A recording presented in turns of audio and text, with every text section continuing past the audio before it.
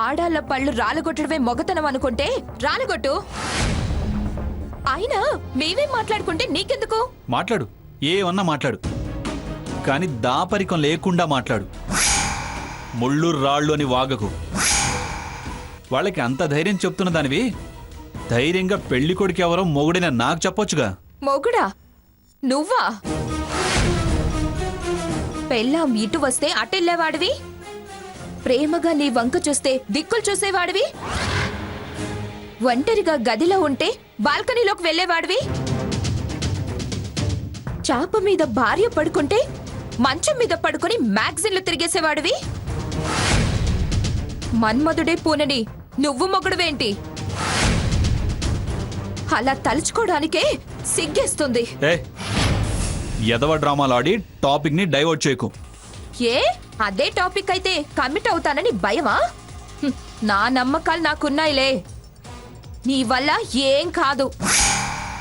ఎంతసేపు ఎలా నన్ను వదిలించుకోవాలని చూసే నీ మీద నాకే ఆశలు లేవు. విషయం మార్చకు. ముందు ఆ పెళ్లి కొడుకు ఎవరో చెప్పు. అడ్రస్, ఫోన్ నెంబర్ కావాలా? వెళ్ళి బుర్ర పాడు చేసి పెళ్లి చెడగొడతావా? అయినా మా అక్క పెళ్లి సెటిల్ అయిందని నాకు తెలుసు, కానీ వివరాలేం నాకు తెలియవు. అబద్ధం, నీకన్నీ తెలుసు. తెలుసు. ఎవరంటే కోన్ కిస్కా, దారిన పోయే దానయ్య, ఆకాశ రామన్న. అంతేలే, ఏ ఫకీరో దొరుకుంటాడు. Yes correct, ఫకీరే.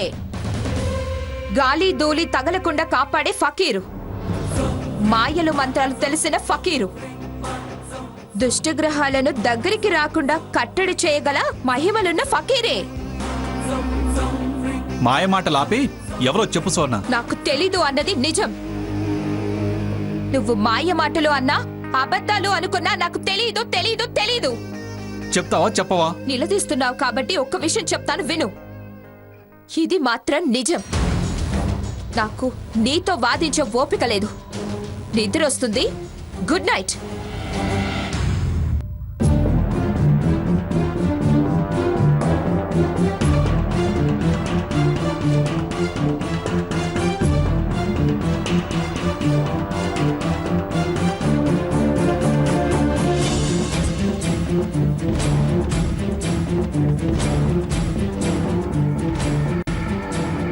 ఎంతకాలం వాడెవడో తెలియకుండా దాస్తారో చూస్తా. ఎంత పెళ్లిదాకే పీటల మీద కనపడతాళ్లే. అప్పుడు వాడు తెలియటం కాదు, మేమేంటో నీ అక్క బతుకేంటో వాడికి తెలుస్తుంది. మంచిది, కలలు కంటూ పడుకో. కళ్యాణం మాత్రం మీరు కాదు, మీ తల్లో జేజమ్మ కూడా ఆపలేదు. ఓకే? ఛాలెంజా? Yes, double challenge.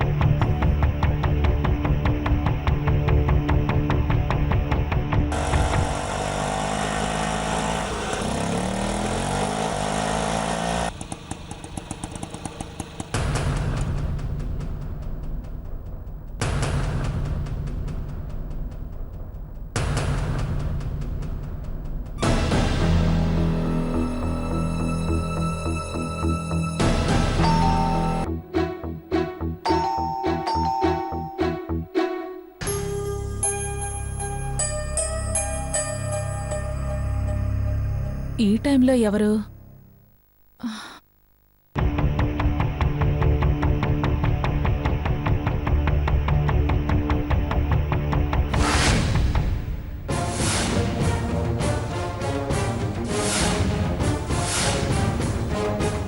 ఈయనేంటి ఇంత అర్ధరాత్రి పూట ఈ టైంలో వచ్చారు?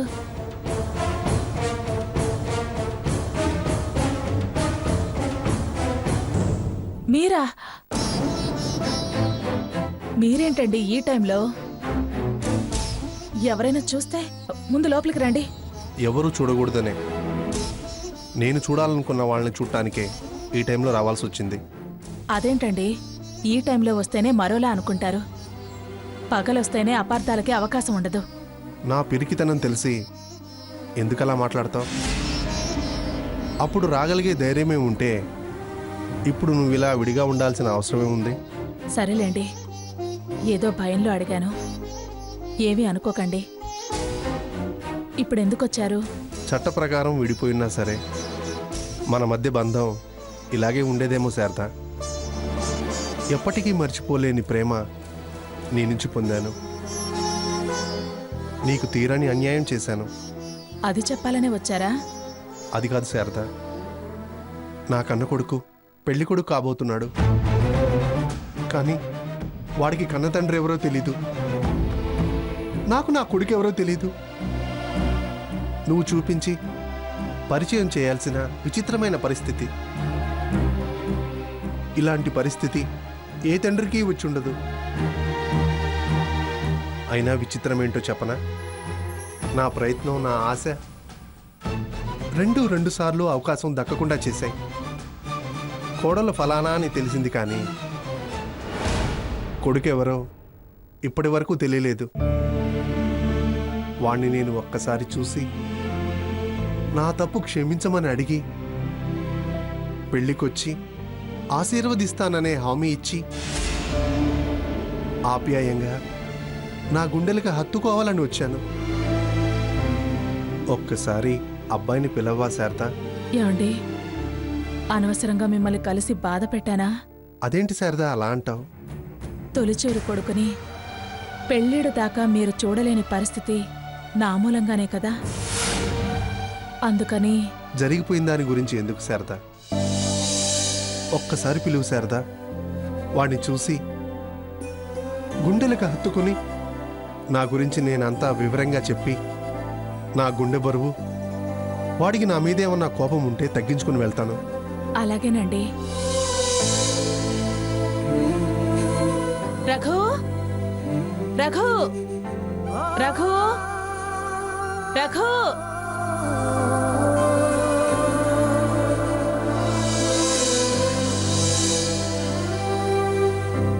ఇన్నాళ్ళ నా కోరిక తీరబోతుంది. నా కన్న కొడుకుని చూడబోతున్నాను. నీ పిలిపే నాలోని గుండె బరువును దించేస్తున్నట్టు ఫీల్ అవుతున్నాను శారదా.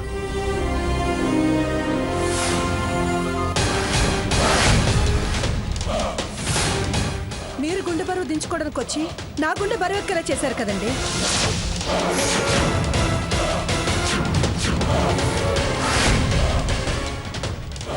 ఎంత మోసగాళ్ళు మీరు. లక్ష్మి, నువ్వు వదలండి.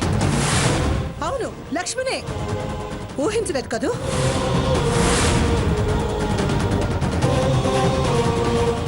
వదిలేసిన భార్య మీద మీకంత ప్రేమ ఉంటే కాపురం చేస్తున్న భార్యని, నాకు నా భర్త మీద ఎంత ప్రేమ ఉంటుంది?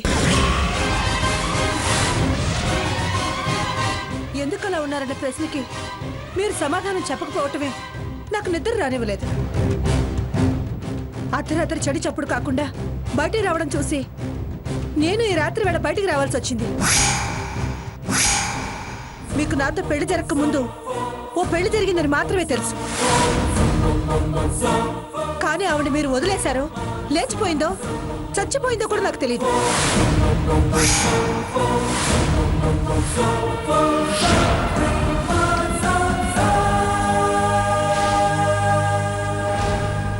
ఇలా చాటుమాటు కాపురం సాగుతుందని, పెళ్ళిడికొచ్చిన కొడుకున్నాడని ఇప్పుడే తెలిసింది. ఈ ఊళ్ళోనే ఉంచి ఇలా చాటుమాటు ప్రేమలు పంచుతూ నన్ను ఎందుకు మోసం చేశారు? నా బ్రతుకుతో ఎందుకు ఆడుకున్నారు? నాకింత ద్రోహం చేయడానికి మీ మనసులో ఒప్పింది. చూడండి, ఎవరూ మిమ్మల్ని మోసం చేయలేదు. వద్దు అనుకున్నది మేం కాదు. నేను ఆ ఇల్లు వదిలి రావడానికి కారణం మన అత్తగారు. అసలు అన్ని విషయాలు మీకు చెప్పాల్సిన బాధ్యత ఆవిడది. ఓ వేళ చెప్పకపోతే తెలుసుకునే ప్రయత్నం చేయాల్సింది మీరు. అది మీరు చేయకుండా ఇప్పుడు ఇలా మాట్లాడటం పద్ధతి కాదు. అయినా మేం మీరు అనుకునేట్టు చాటుమాటు కాపురాలు కానీ ప్రేమలు పంచుకోవటం కానీ చేయటం లేదు. కొడుకు పెళ్లికి కన్యాదానం అందుకోవాలని నేను వారిని బతిమలాడుకున్నాను. అప్పుడే కొడుకును చూడాలన్న ఆశ వారికి కలిగి ఇల్లెతుక్కుంటూ వచ్చారు. ఇల్లాలి హోదాలో ఉండి మమ్మల్ని హేళన చేసి మాట్లాడకండి. అలా మాట్లాడితే ఇన్నేళ్లుగా మీరు చేసిన కాపురానికి విలువుండదు. భర్తని అర్థం చేసుకోకుండా చేసింది కాపురం అనిపించుకోదు. నోర్ముయ్,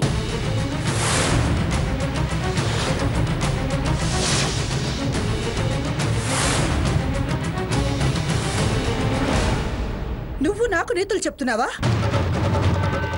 అసలు నీ అర్హత నువ్వు తెలుసుకుని మాట్లాడు. ఎవరు వద్దన్నా వద్దనుకున్నా నువ్వు నీ స్థానాన్ని కోల్పోయావు. స్థానం లేదానివి. నాది సంసారమో కాదు, నేను ఆయన అర్థం చేసుకున్నానో లేదో నీకేం తెలుసు?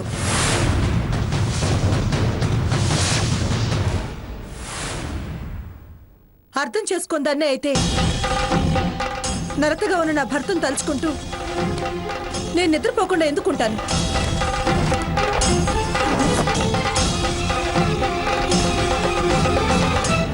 ఇలా ఎక్కడికి వెళ్తున్నారో అని ఎందుకు నీడలో వస్తాను?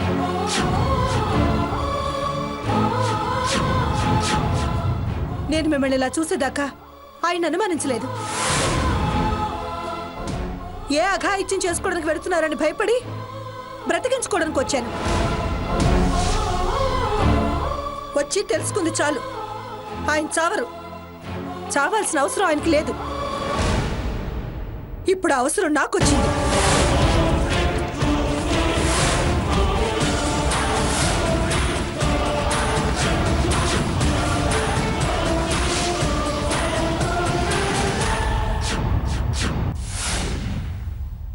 నన్ను మోసం చేసినందుకు మిమ్మల్ని సుఖంగా బ్రతకనివ్వను. మనశ్శాంతి లేకుండా చేస్తాను. ఎలా సుఖపడతారో, ఎలా సంతోషాలు పంచుకుంటారో నేను చూస్తాను. మీరెలా కన్యాదానం అందుకుంటారో నేను చూస్తాను. లక్ష్మి, లక్ష్మి, అయ్యో, శారదా, ముందు మీరు వెళ్ళండి. లక్ష్మి, లక్ష్మి, నా మాట విను. అవసరం లేదు. తొందరపడకు. లక్ష్మి, లక్ష్మి, నా మాట విను. లక్ష్మి, ఆగు. లక్ష్మి, నాకు ఇంకేం చెప్పకండి. ఆగు. లక్ష్మి, ఆగు. లక్ష్మి, లక్ష్మి, ఆగు. లక్ష్మి, ఆగు.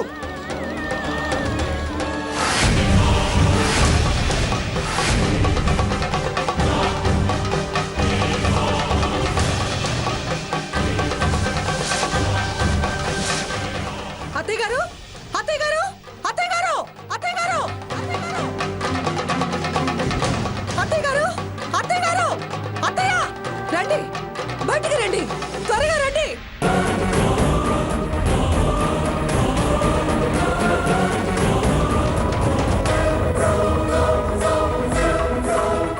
ఏమిటి? ఏమైంది? ఏమిటి అర్ధరాత్రి అంకమ్మ శివాలు? ఈ గావు కేకలేమిటి? లక్ష్మి, మీరుండండి, నన్ను ముట్టుకోకండి.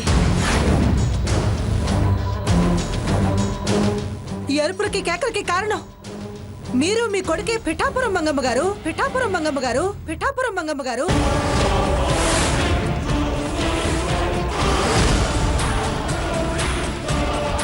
ఏంటమ్మా నువ్వు అనేది?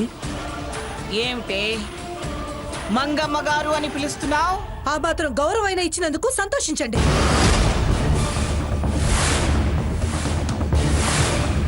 పిలుపు మారితేనే మీకంత కోపం వస్తే నా బ్రతుకు అర్థం మారినందుకు నాకెంత కోపం రావాలి? మీరు చేసిన మోసానికి, నాకు జరిగిన అన్యాయానికి, మీ దాపరికం వల్ల దగాపడిన నాకెంత కోపం రావాలి? నీకంత కోపం వచ్చే పని మేమేం చేశామే? ఏమిటే మోసము దగాని వాగుతున్నావు? బాధ ఏమిటో తెలుసుకోకుండా, వివరాలు అడగకుండా అహంకారంతో వాగుడు గీగుడు అనకండి. ఏయ్, వేసిన రంకెలు చాలు. ముందు విషయం ఏమిటో చెప్పావు.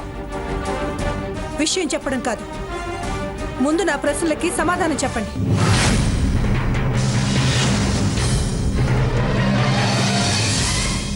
నీ మొదటి కోడలు ఏవైంది? నీ మొదటి కోడలు ఏవైంది? నీ మొదటి కోడలు ఏవైంది?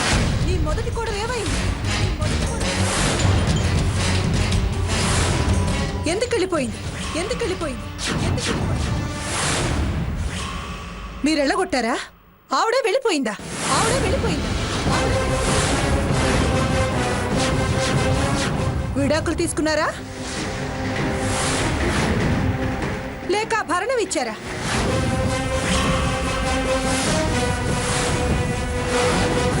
అసలు బ్రతుకుందా? చచ్చిపోయిందా? చచ్చిపోయిందా? చచ్చిపోయిందా? మీరు వెళ్ళగొట్టారా? ఆవిడే వెళ్ళిపోయిందా? ఆవిడే వెళ్ళిపోయిందా? విడాకులు తీసుకున్నారా లేక భరణం ఇచ్చారా?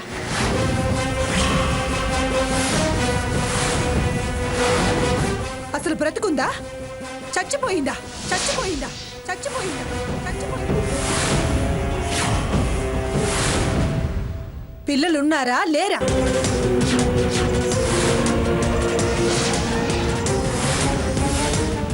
ఉంటే వాళ్ళకి మీకు సంబంధం ఉందా లేదా? వాళ్ళకి హక్కులున్నాయా లేవా?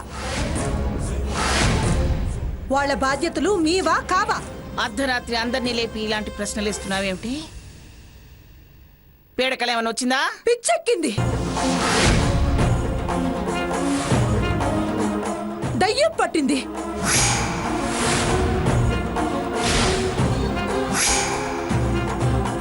నేనెందుకు అడుగుతున్నానని కాదు, నేను అడిగిన వాటికి సమాధానం చెప్పండి. చెప్పండి. నాకు సమాధానం కావాలి. నాకు సమాధానం కావాలి. నాకు సమాధానం కావాలి. చెప్పరే. దానికి పొగరెక్కి కాపురాన్ని కాలదనుకుని వెళ్ళిపోయింది.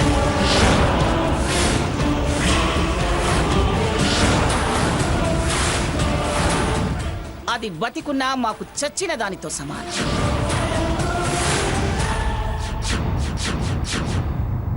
దానికి మాకు ఏ సంబంధము లేదు. దాని పట్ల ఏ బాధ్యతలు మాకు లేవు. ఎవరికి హక్కు లేదు. కనీసం తల స్నానం చేయాల్సిన అవసరం కూడా మాకు లేదు. అబద్ధం, అంత అబద్ధం. ఇంకా ఆవిడ గారిని మీ కొడుకు నెత్తనెక్కించుకుని తిరుగుతున్నాడు. బాధ్యతలు మోయటానికి బంధం ఉందని చెప్తున్నాడు.